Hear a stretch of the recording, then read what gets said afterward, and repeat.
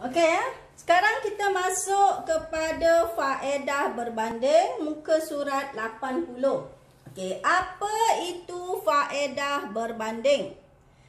Faedah berbanding ialah keuntungan yang diperolehi oleh sebuah negara kerana mengkhusus dalam pengeluaran yang harga relatif lebih rendah atau kos lepasnya yang lebih rendah berbanding negara lain.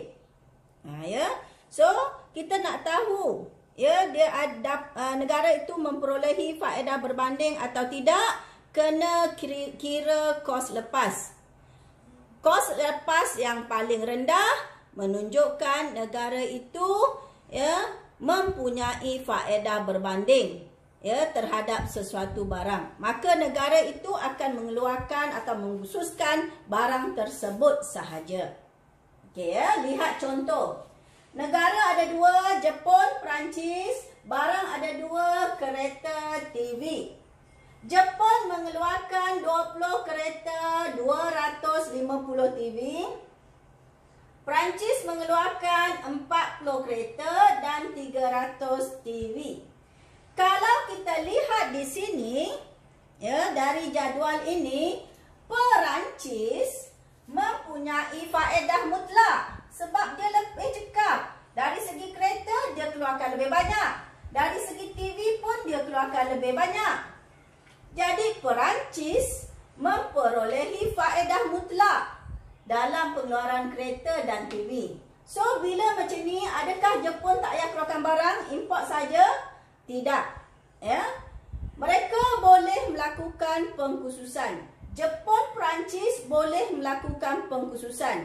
Kira kos lepas dia. Siapa yang paling rendah, maka dia ya mempunyai faedah berbanding. Jadi dia khususkan pada pengeluaran barang tersebut sahaja. Ya. Contoh di sini kita kira kos lepas. Ya, kita kira kos lepas untuk kedua-dua barang tadi.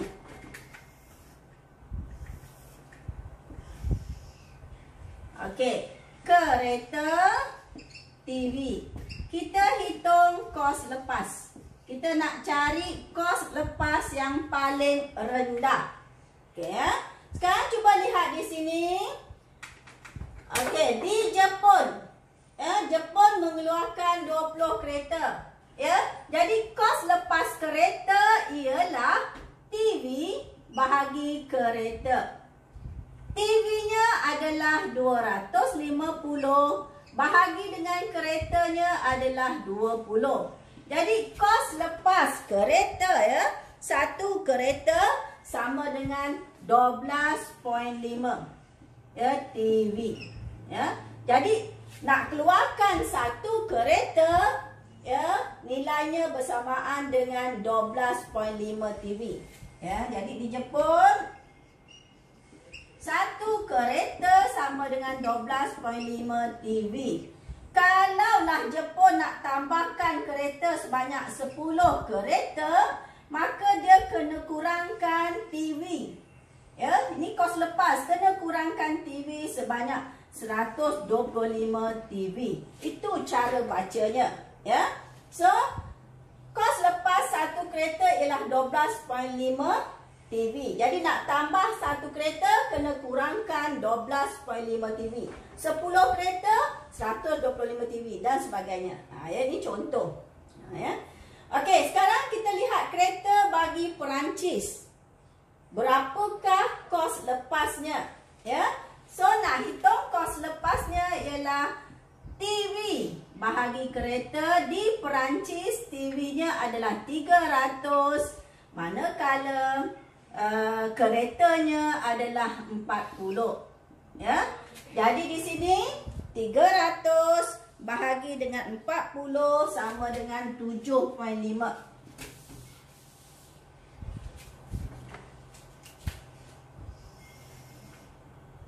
Ya. So 7.5 TV. Ya. Jadi kalau kita lihat di sini, di Perancis satu kereta sama dengan 7.5 TV. Ya, maksudnya kalau nak tambah satu kereta kena kurangkan 75 TV. Kalau nak tambah 10 kereta kena kurangkan 75 TV. Itu maksudnya. Jadi di sini kalau kita lihat bagi kereta, kos lepas Perancis lebih rendah daripada Jepun. Jadi Perancis akan melakukan pengkhususan dalam pengeluaran kereta. Ya, pengeluaran kereta. Jadi di sini Perancis melakukan pengkhususan. Pengkhususan dalam kereta. Okey. Sekarang kita lihat TV pula. Ya. Hitung kos lepas TV bagi Jepun. Okey. Nak hitung kos lepas TV, ya, yang dilepaskan kereta bahagi TV. So kereta, ya, di Jepun ialah 20, manakala TV-nya adalah 250. Jadi kos lepas TV di Jepun adalah 0.08 kereta. Ya, apa maksudnya? Untuk keluarkan satu TV, ya, Jepun kena mengurangkan 0.08 kereta. Ya. Maksudnya kalau dia nak tambah 100 TV, maka Jepun kena kurangkan 8 kereta. Ya. Okay, sekarang kita lihat Perancis. Nak hitung kos lepas TV bagi Perancis, ya. So kereta bahagi TV, kereta di Perancis adalah 40, manakala TV-nya adalah 300. Jadi 40 bahagi 300 sama dengan 1.33 kereta. Ya. Jadi di Perancis untuk mengeluarkan satu TV, ya, kos lepasnya ialah 1.33 kereta. Ya. Jadi di sini kos lepas dalam pengeluaran TV di Jepun lebih rendah, ya, lebih rendah daripada Perancis. Maka Jepun akan melakukan pengkhususan, ya, dalam pengeluaran TV. Ya. Kalau ikut di sini, ya, 0.8, 1.3 dia paling rendah. Jadi di sini Jepun akan mengeluarkan TV, tiada kereta. Perancis akan mengeluarkan kereta, tiada TV. Ya. Jadi Perancis akan mengeluarkan kereta, manakala Jepun akan mengeluarkan TV. So dari sini barulah mereka akan melakukan pengkhususan, ya, dan juga perdagangan antarabangsa. Kita nampak untuk pengeluaran kereta, ya, Perancis, ya, mempunyai kos lepas yang lebih rendah berbanding dengan, ya, Jepun.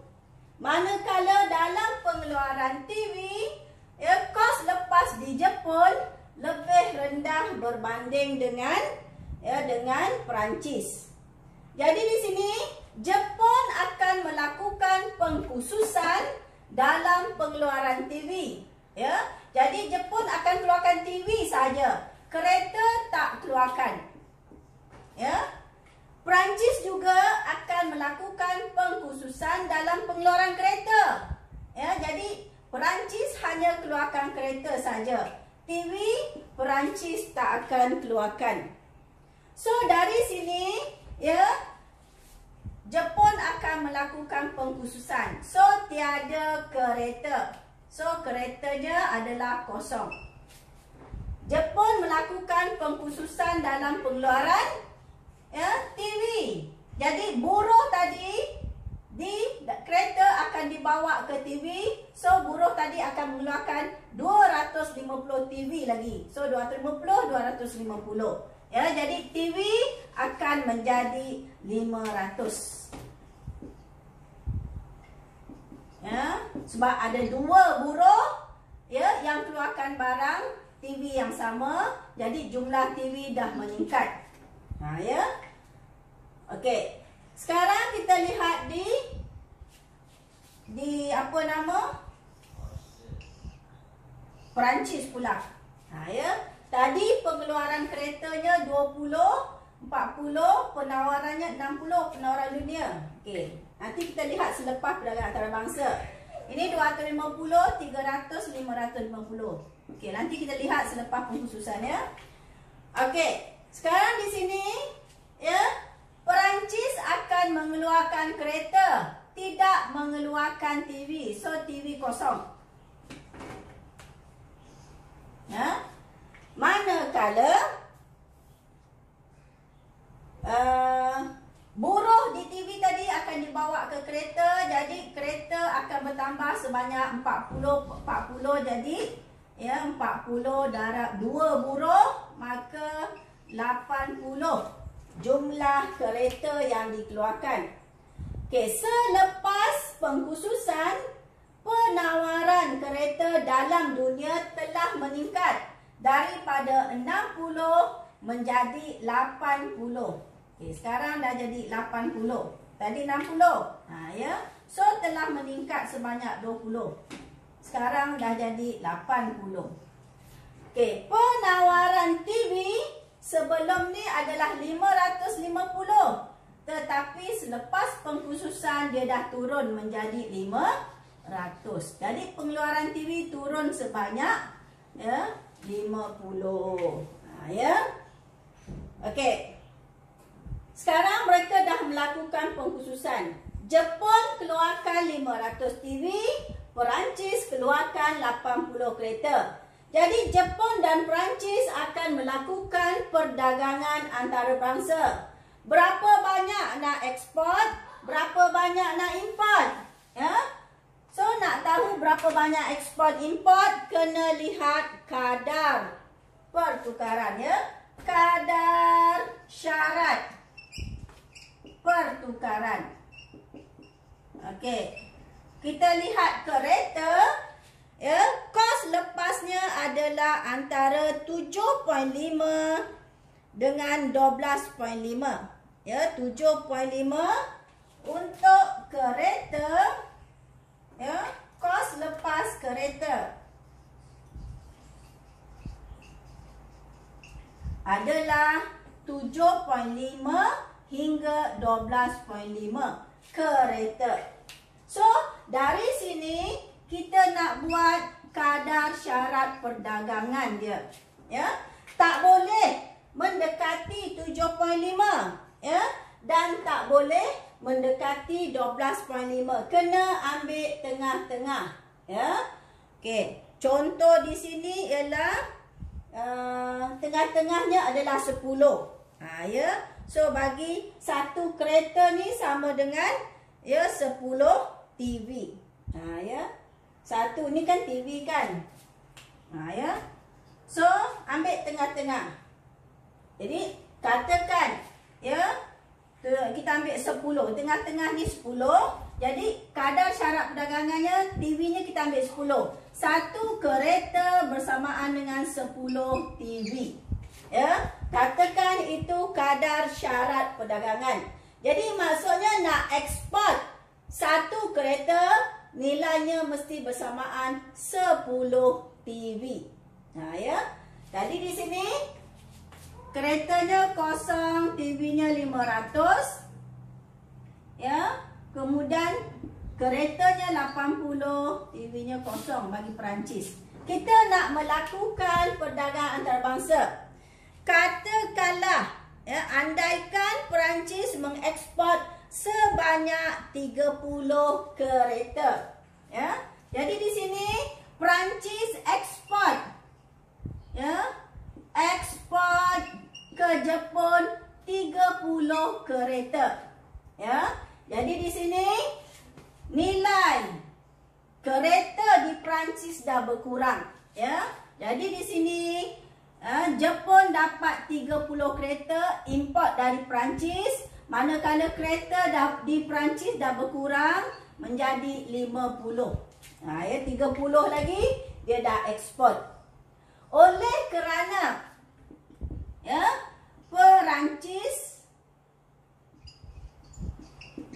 ekspor 30 kereta, maka Jepun kena ekspor TV sebanyak 10 kali ganda lah.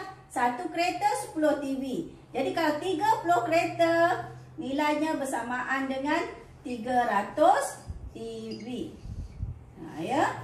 So kena ekspor 300 TV kepada Perancis. Ya. Jadi di sini ya,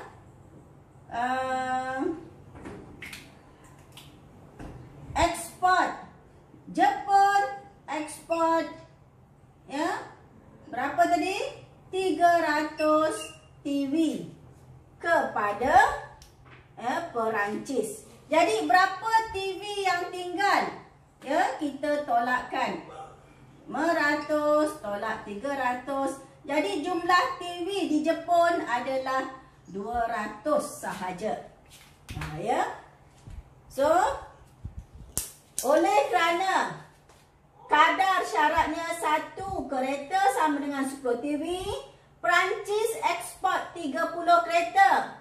Ya, 30 kereta, maka TV-nya 30 darab 100, 300. Maka Jepun kena ekspor TV sebanyak 300. Ya. Okey ya. Sekarang kita nak lihat laba atau rugi, untung atau rugi selepas perdagangan antarabangsa antara Jepun dan Perancis. Ya. Kita lihat di sini, sebelum perdagangan antarabangsa, Jepun mengeluarkan 20 kereta ya, dan juga 250 TV. Selepas perdagangan antarabangsa, ya, Jepun memperolehi daripada ekspor 30 kereta dan pengeluaran TV dalam negara Jepun ya ialah 200. Jadi kalau kita nampak di sini, TV kereta bertambah 10 unit. Manakala TV berkurang 50 unit. Ya. Kalau kita lihat di sini macam rugilah Jepun sebab dulu pengeluaran TV dia 250. Sekarang pengeluaran TV-nya 200. Okey, kejap lagi kita akan tengok ya, sebenarnya dia untung. Okey, lihat Perancis. Ya, Perancis sebelum perdagangan antarabangsa 40 kereta. Keretanya dia keluarkan 40, TV-nya dia keluarkan 300. Okey, ini sebelum perdagangan antarabangsa. Selepas perdagangan antarabangsa, ya, jumlah kereta adalah 50, manakala jumlah TV yang dia import adalah 300. Ya.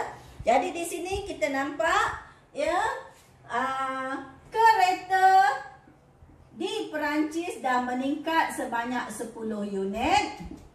Ya, manakala TV-nya tidak berubah. Ya, tak ada meningkat, tak ada menurun, sama. Jadi kalau kita lihat di sini, ya, nampak macam ya, Perancis ni lebih untung dalam perdagangan antarabangsa berbanding dengan Jepun. Sebab dia TV-nya macam biasa. Ya, walaupun dia tak keluarkan tapi dia boleh import ya sebanyak 300. Ya, sebaliknya kereta dia meningkat. Dia keluarkan kereta lebih banyak selepas pengkhususan ya, naik 10 unit. Okey, kita lihat di sini Jepun ya, selepas perdagangan antarabangsa pengkhususan memang dia menyebabkan kereta naik 10 unit, bertambah pengeluaran dia. Tapi TV-nya berkurang sebanyak 50. Ya. Jadi adakah Jepun ni rugi? Ya, Jepun tidak rugi. Ya, Jepun still untung. Sebab ya, jika dia nak tambahkan, kalau dia tak buat pengkhususan, ya, dia tak buat pengkhususan, ya, dia nak tambahkan 10 kereta, ya, Jepun mesti mengurangkan, ya, 100 TV. Kenapa? Ya, sebab kadar syarat perdagangannya adalah 1 kereta sama dengan 10 TV. Ya, jadi kalau dia nak tambah 10 kereta, Jepun mesti mengurangkan 100 TV. Tapi sekarang di sini Jepun hanya mengurangkan 50 TV saja untuk dapatkan 10 kereta. Ya, jadi tetapi Jepun hanya mengurangkan 50 TV sahaja untuk mendapatkan 10 kereta. Jadi di sini Jepun untung. Ya, sepatutnya dia kena kurangkan 100 TV, tapi dia cuma kurangkan 50 TV. Jadi perdagangan antara bangsa ni menguntungkan kedua-dua pihak, Jepun dan Perancis.